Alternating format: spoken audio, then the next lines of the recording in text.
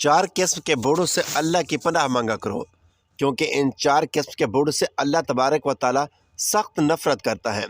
लिहाजा क़यामत के दिन इनका ठिकाना दोज़ख होगा। बिस्मिल्लाहिर्रहमानिर्रहीम। प्यारे दोस्तों, यूँ तो अल्लाह तबारक व ताला अपने बंदों से 70 माओं से भी ज़्यादा प्यार करता है, लेकिन कुछ गुनाह ऐसे भी हैं कि जिनके सबब अल्लाह सुब्हानहू व ताला बंदों पर गज़बनाक होता है और उनसे नफ़रत का इजहार फरमाता है।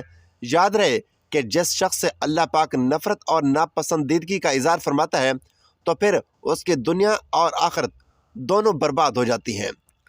हमारे प्यारे नबी आकाए दो जहां सल्लल्लाहु अलैहि वसल्लम ने अरशाद फरमाया, चार शख्स ऐसे हैं कि जिनसे अल्लाह तबारक व ताला क़यामत के दिन ना बात फरमाएंगे और ना ही उन्हें पाक करेंगे और ना ही उनकी तरफ रहमत से देखेंगे, और ऐसे लोगों के लिए दर्दनाक अजाब होगा।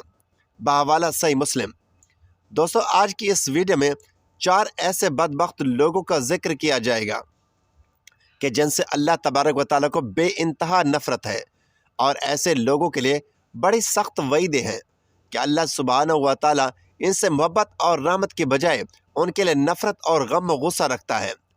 लेकिन इससे पहले जान लें कि इन चार किस्म के बूढ़ों के अलावा आम मुसलमान जब बुढ़ापे की उम्र में पहुंचते हैं तो इन पर अल्लाह की कौन कौन सी नेमतें और करम नवाज़ें होना शुरू हो जाती हैं, और किस तरह घर में मौजूद बूढ़े अफराद तमाम घर वालों की बख्शिश और मगफरत का ज़रिया बन जाते हैं। मुअज़्ज़ज़ नाज़रीन, इंसान की ज़िंदगी मुख्तलिफ अदवार में गुजरती है और उसके जिस्म के अंदर मुख्तलिफ कैफियत ज़ाहिर होती हैं, और इन तमाम कैफियत की इब्तिदा तुराब यानी मिट्टी से होती है। फिर यह मिट्टी नबात की शक्ल में ढाई जाती है और सब्ज़ा उसकी ग़िज़ा बनता है, और ग़िज़ा खून बनाती है और नुत्फ़ा बनाती है। फिर यह नुत्फ़ा रहम मादर में जाकर अलका यानी जमा हुआ खून बन जाता है। दूसरे लम्हे में मुज़फ़्फ़ा यानी गोश्त की बोटी बन जाता है। फिर उसको हड्डियाँ पहनाई जाती हैं और उसमें रूह डाली जाती है, और जब माँ के पेट में बच्चे की शक्ल मुकम्मल हो जाती है तो उसको जिन्नीन कहते हैं, और फिर जब वज़ा हमल हो जाए तो उसको वलीद कहते हैं। जब माँ का दूध पीने लगे तो उसे रज़ी कहते हैं। जब ठोस ग़िज़ा खाने लगे तो उसको फ़तीम कहते हैं। जब खेलने कूदने की उम्र को पहुँच गए तो उसको सभी कहते हैं। आंखों को बहाने लगे तो उसे ग़ुलाम कहते हैं। चेहरे पर सब्ज़ा यानी दाढ़ी फूटने लगे तो उसको मराए कहते हैं। सने बलूगत को पहुँच जाए तो उसको बाले कहते हैं। जवान हो जाए तो शाब कहते हैं। पुख्ता उम्र हो जाए तो रजल कहते हैं। जब 30 साल की उम्र का हो जाए तो कहोल कहते हैं। 40 साल की उम्र हो जाए तो शेख कहते हैं। 60 साल की उम्र हो तो शेख फ़ानी, और उम्र ढलते ढलते जब मौत की दहलीज पर पहुंच जाए, हड्डियां कमज़ोर हो जाएं, जिस्म लाग़िर हो जाए, हाफ़ज़ा कमज़ोर हो जाए तो उसको अर्ज़ल उम्र कहते हैं। और इन सब के बाद बिलाखिर वो मैयत हो जाता है, और मरने के बाद फिर से तुराब यानी मिट्टी हो जाता है। मिट्टी से उसकी इब्तिदा हुई थी और फिर बिलाखिर मिट्टी ही बन जाता है। लिहाजा एक इंसान की उम्र का कारआमद हिस्सा वो होता है जब वह जवान होता है, और उम्र के इस हिस्से की कदर करनी चाहिए, और इस उम्र में ज़्यादा से ज़्यादा नेकियां करनी चाहिए। एक हदीस में अरशाद नबी सल्लल्लाहु अलैहि वसल्लम है, 5 चीज़ों को 5 चीज़ों के आगे गनी मत जानो। अपनी ज़िंदगी को मौत के आने से पहले, अपनी फरागत को मशगूल होने से पहले, अपनी खुशहाली को तंगदस्ती से पहले, अपनी जवानी को अपने बुढ़ापे से पहले, और अपनी सेहत को अपनी बीमारी से पहले। बहवाला अल मुस्तदरक।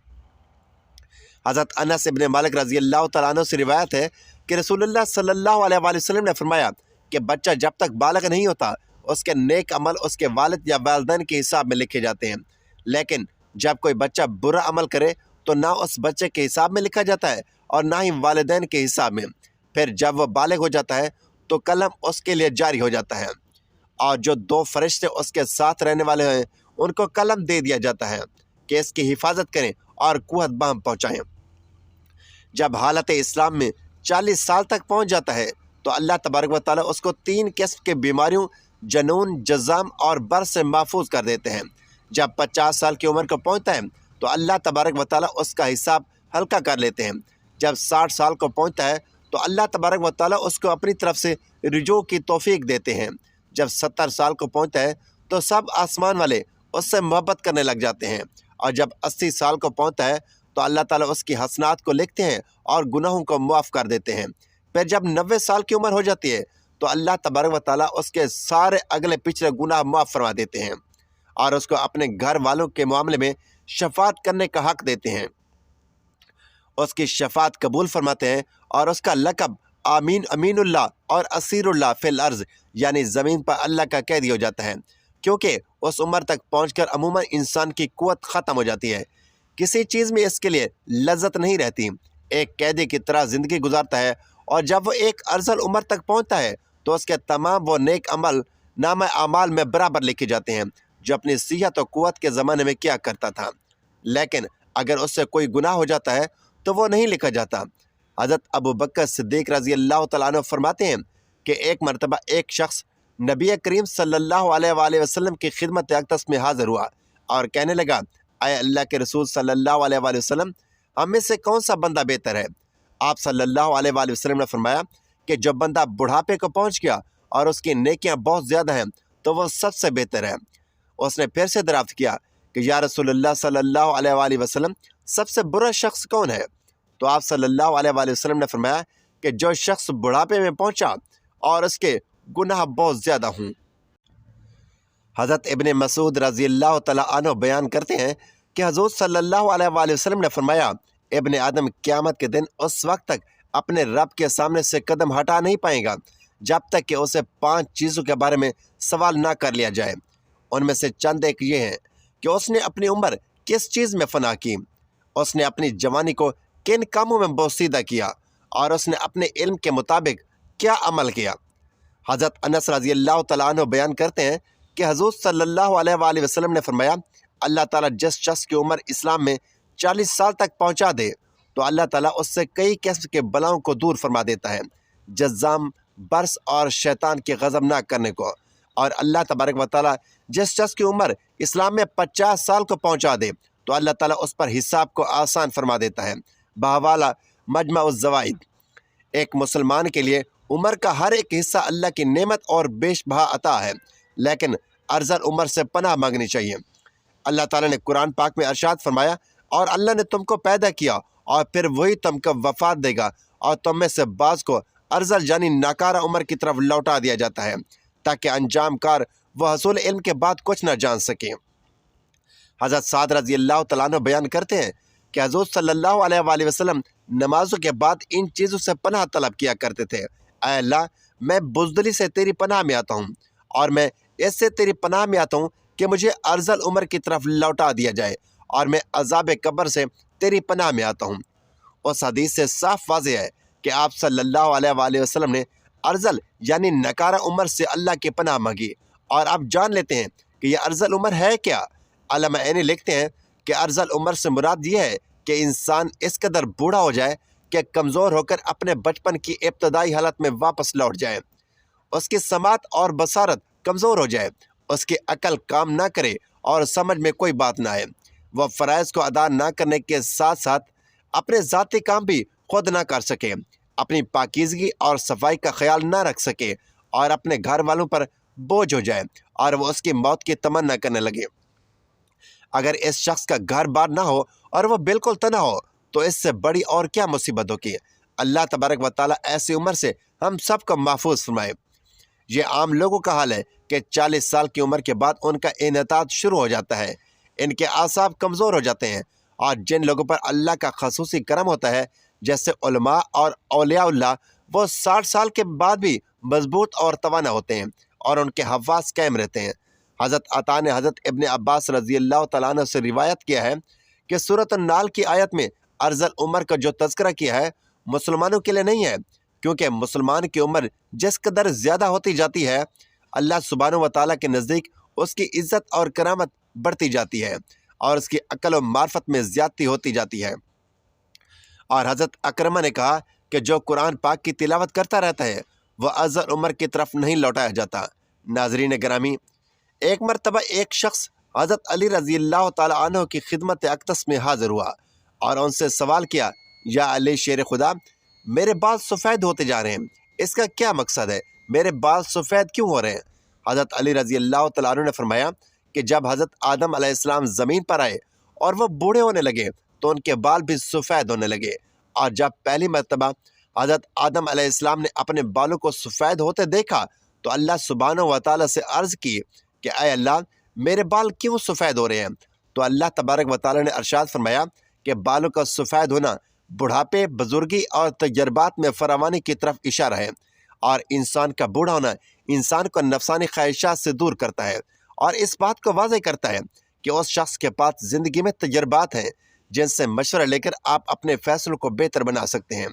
اس لیے اللہ تعالیٰ بوڑھوں کے مشورے زیادہ پسند فرماتا ہے، یعنی کہ بوڑھوں کے پاس جو تجربات ہوتے ہیں وہ اچھا مشورہ دیتے ہیں۔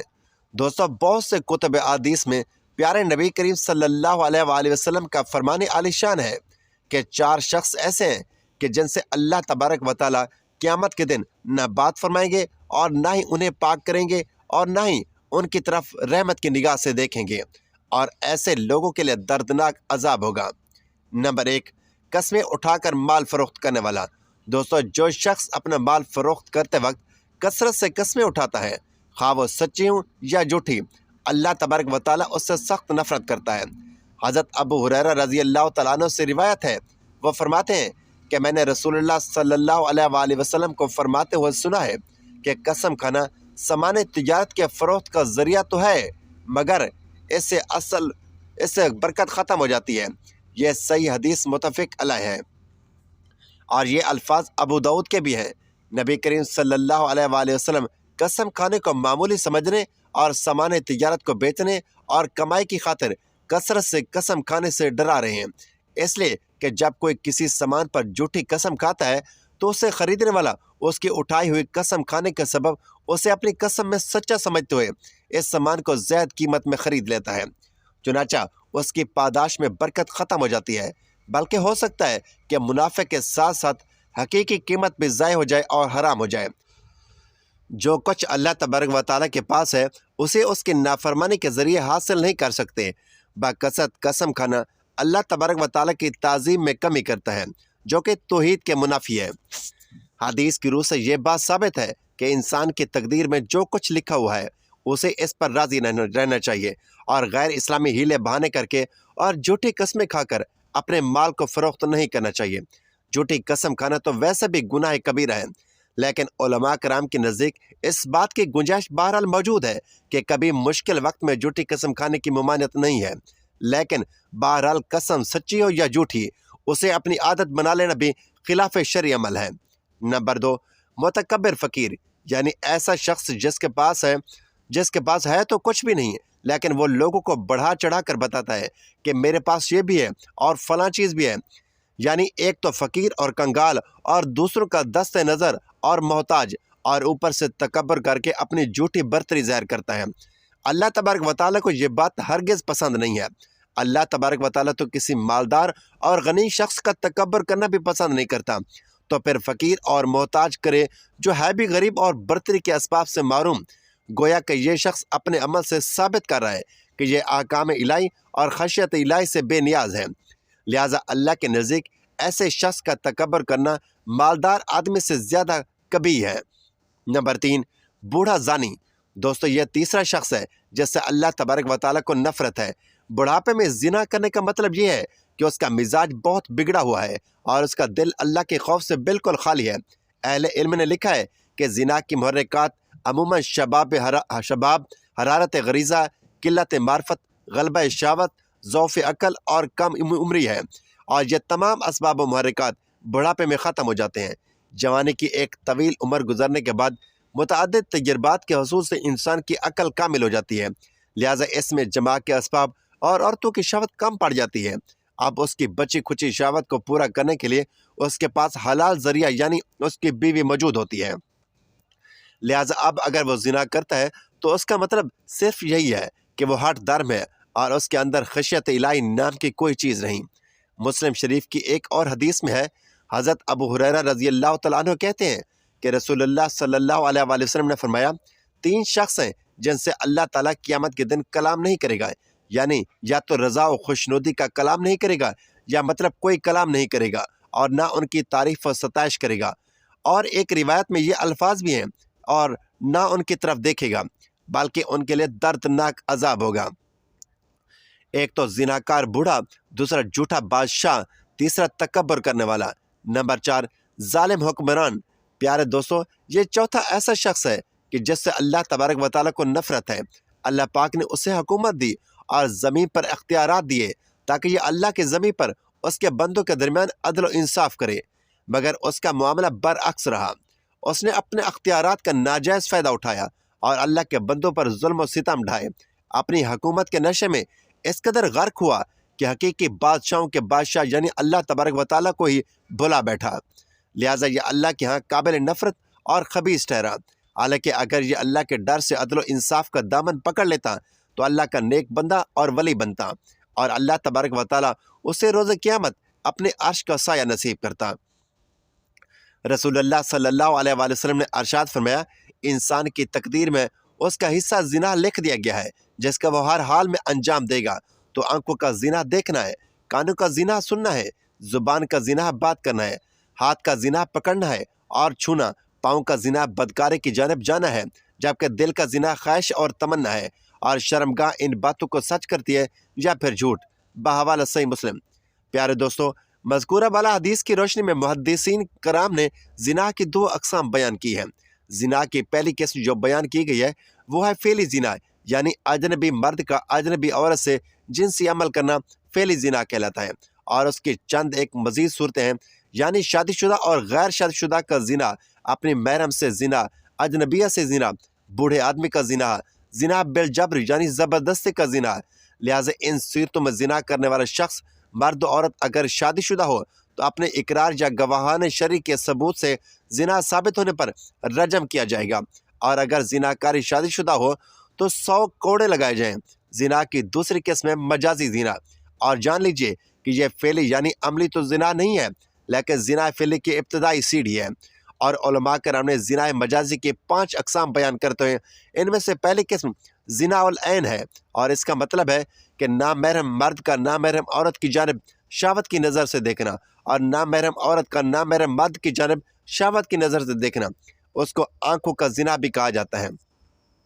ज़िना मजाजी की दूसरी किस्म ज़िना अल अज़्न व समा है, यानी नामहरम मर्द का नामहरम औरत की बात शहवत से सुनना और नामहरम औरत का नामहरम मर्द की बात शहवत से सुनना ज़िना अल अज़्न व समा कहलाता है, और उसे कानों का ज़िना भी कहा जाता है। मजाजी ज़िना की तीसरी किस्म ज़िना लिसान है, यानी नामहरम मर्द का नामहरम औरत के साथ शहवत वाली और गलत बात करना, और इसी तरह नामहरम औरत का नामहरम मर्द के साथ शहवत वाली और गलत बात करना। और इस मजाजी ज़िना की किस्म को ज़ुबान का ज़िना भी कहा जाता है। मजाजी ज़िना की चौथी किस्म ज़िना अल अरकान है, यानी नामहरम मर्द का नामहरम औरत को शहवत से छूना और नामहरम औरत का नामहरम मर्द को शहवत से छूना, और ये हाथ पाँव का ज़िना भी कहलाता है। जबकि मजाजी ज़िना की 5वीं किस्म ज़िना उल कुफ्र बिल कल्ब है, यानी नामहरम मर्द का दिलो दिमाग में नामहरम औरत के बारे में गलत ख्याल लाना, और इसी तरह नामहरम औरत का दिलो दिमाग में मर्द के बारे में गलत ख्याल लाना कल्बी ज़िना कहलाता है। नाज़रीन, अल्लाह ताला से दुआ है कि अल्लाह ताला हमें बुढ़ापे में ऐसे मूज़ी कामों से बचाए रखे जिसमें अल्लाह और उसके रसूल की नाराज़गी हो। नाज़रीन, वीडियो अच्छी लगी हो तो वीडियो को लाइक करें, शेयर करें, चैनल को सब्सक्राइब करें, और कमेंट बॉक्स में अल्लाह ताला के 99 नामों में से एक नाम ज़रूर टाइप करें। अगली वीडियो तक के लिए इजाज़त दीजिए। अल्लाह हाफिज़।